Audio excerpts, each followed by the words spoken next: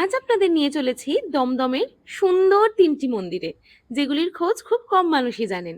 প্রথমেই রয়েছে চুনিবাবুর কালী মন্দির।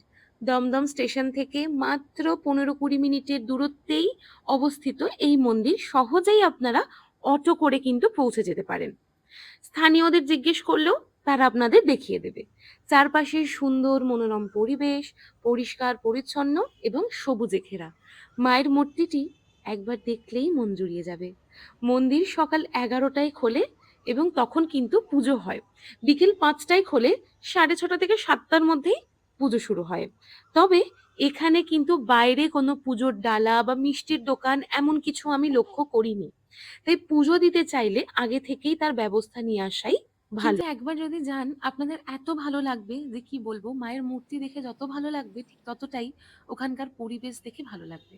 মন্দিরটি কিন্তু অনেক পুরনো, একবার হলেও ওখানে যাবেন। ঠিক চুনিবাবুর কালী মন্দিরের পাশেই রয়েছে বাস্তুতলা কালী মন্দির। এখানকার কালী মূর্তি নীল বর্ণের, সত্যি সুন্দর দেখতে।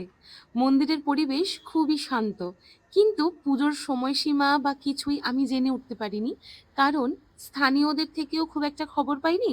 আর তখন পুরোহিত মশাইও ওখানে অনুপস্থিত ছিলেন। এরপর একটু এগিয়ে গেলেই আপনারা পেয়ে যাবেন শিব মন্দির। মন্দিরে প্রবেশ করতেই শিবলিঙ্গ এবং শিব ঠাকুরের মূর্তি আপনাদের চোখে পড়বে। এছাড়াও রয়েছে একটি সুন্দর ফোয়ারা। চারপাশে সবুজে ঘেরা পরিবেশ।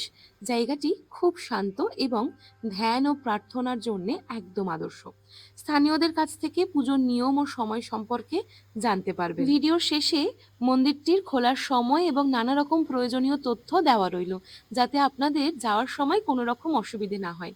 আমি আবারও বলছি, দমদম স্টেশন ট্রেন হোক বা মেট্রো থেকে ঠিক বেরিয়ে এসেই ৪ নম্বরের দিক থেকে আপনি যদি অটো ধরেন এবং যদি বলেন যে আমি হনুমান মন্দিরের সামনে নামবো, ঠিক তার পাশের গলি দিয়েই আপনারা কাউকে জিজ্ঞেস করলেই এই ৩টে মন্দির কিন্তু দেখতে পেয়ে যাবেন। ভিডিওটি কেমন লাগলো অবশ্যই কমেন্টে জানাবেন। আর যদি মনে করেন আমি আরো তথ্য যোগ করতে পারি, তাতে ভিডিওটি আপনাদের জন্য অনেক সুবিধা হবে, সেই মূল্যবান মতামত কিন্তু অবশ্যই আমার সঙ্গে শেয়ার করবেন।